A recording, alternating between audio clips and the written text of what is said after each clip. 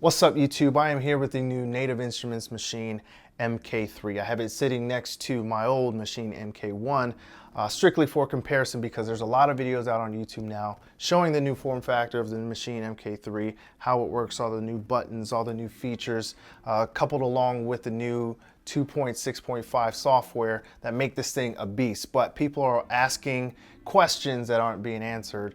One of them, a basic question like, should I get this? Should I buy this? And why should I get this? Why should I buy this? If I have an old machine, is it worth upgrading to? If I have a machine studio, what am I supposed to do now that this is out?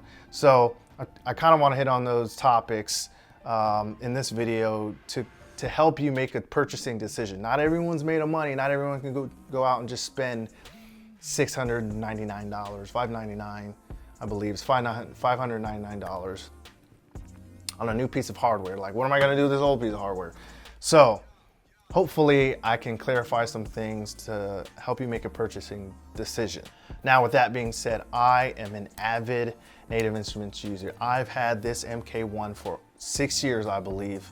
When it first came out, I was trying to make a decision between the MPC 2000 XL. I think around that time I was messing around with the 5000. I went into Guitar Center and played with that for hours and played with the machine, and I made a decision based on software because at that time that's where the direction I was trying to go was coupled along with their complete software. I think I could have made the most impact there. So if you're brand new to drum machines in general, say you've been working on FL Studio as your beginner software, or you're looking to jump from FL Studio into something more dynamic, give you a little bit better feel for the instruments that you're using within the software, and you want to jump to this, like, why should I not get this and why should I get this? Kind of the first thing I want to point out, the difference between the old hardware and the new hardware. A lot of people use this in live sets. I'm not a live performer, so a lot of the things that are important to some other people aren't important to me. But one thing that helps make this a dynamic instrument is the ability to be able to switch through keys and pads like these live performers do. So one of the biggest differences between the two is the real estate of the pads. So, and you'll notice in this one, in the MK3, that the pads are larger, but the pads as a whole are the same exact size, because what they've done is they've made the pads larger and they made the real estate, the size in between the pads, much smaller. People love having the ability to play this thing in a way that makes instruments sound much more natural.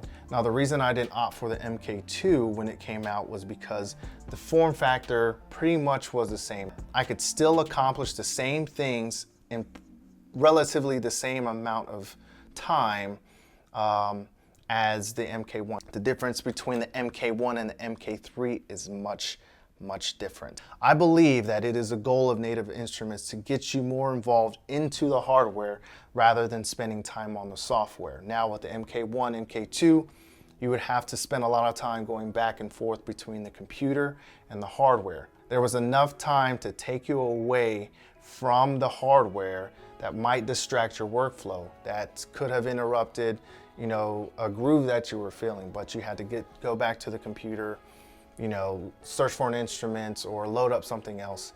Where in the MK3, they have tried to shift your focus from the computer to be more involved into the instrument itself. And you'll see a lot of live performers using this thing in a very dynamic way where they're switching between scenes, switching between pads and instruments without ever having to look at the computer.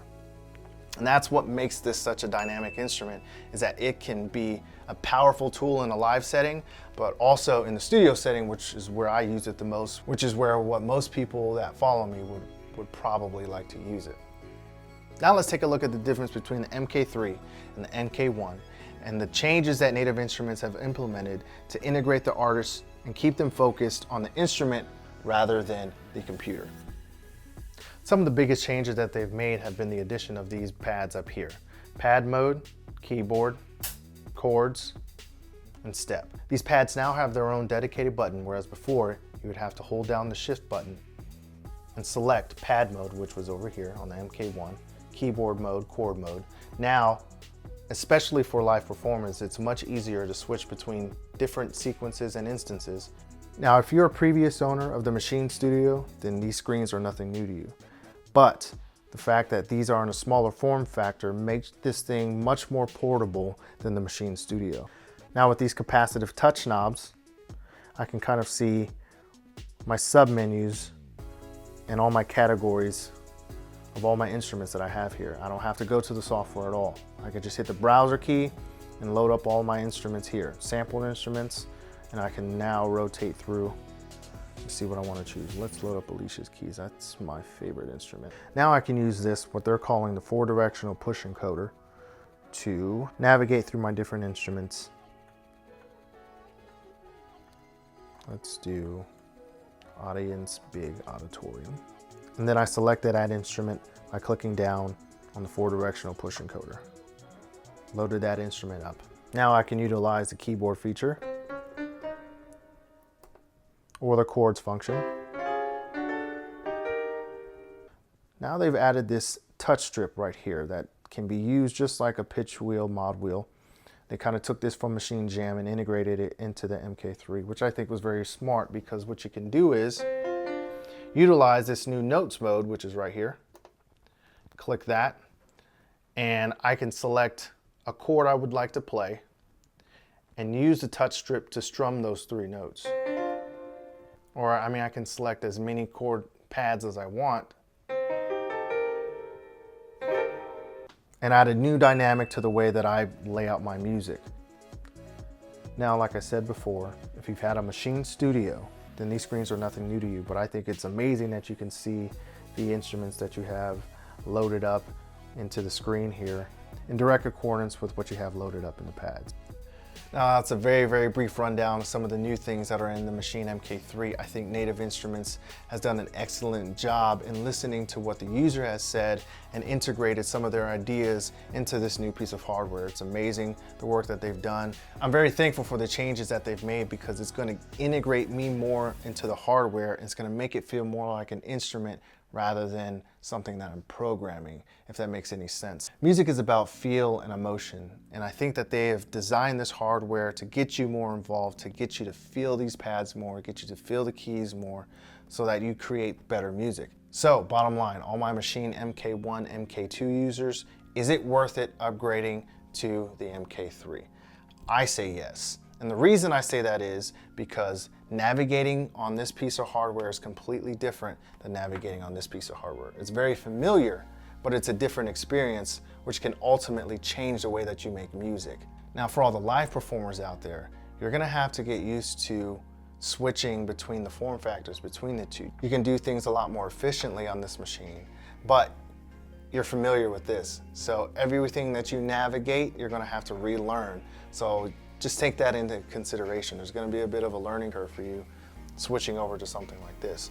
Now, all my Maschine Studio users, I don't know how you should feel about this. Like, I feel like it's a similar experience, but this has a smaller form factor, so now you can take this, I mean, you could take the Maschine Studio with you places, but can you really? The fact that it's USB powered.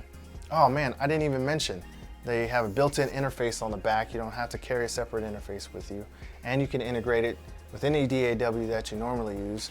I feel like those are important things that I skipped over, but we'll get to those in some later videos. But for now, I just kind of want to hit on those things, like, should I buy this thing? Is this thing worth it? If you're new to hardware in general, I feel like this is a great start because of all the virtual instruments.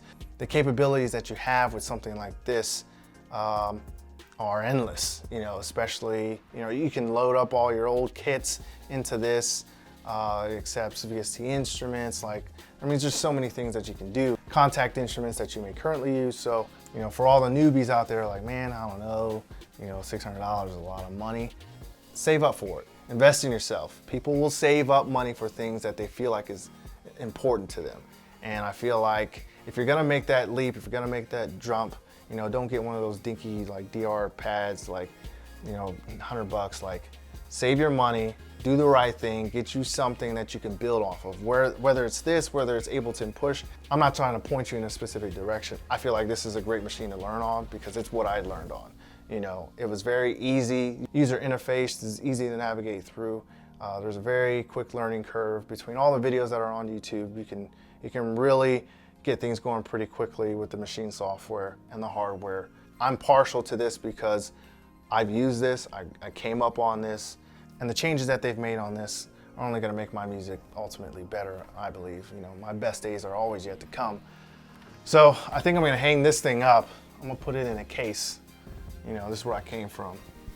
This is where I'm going.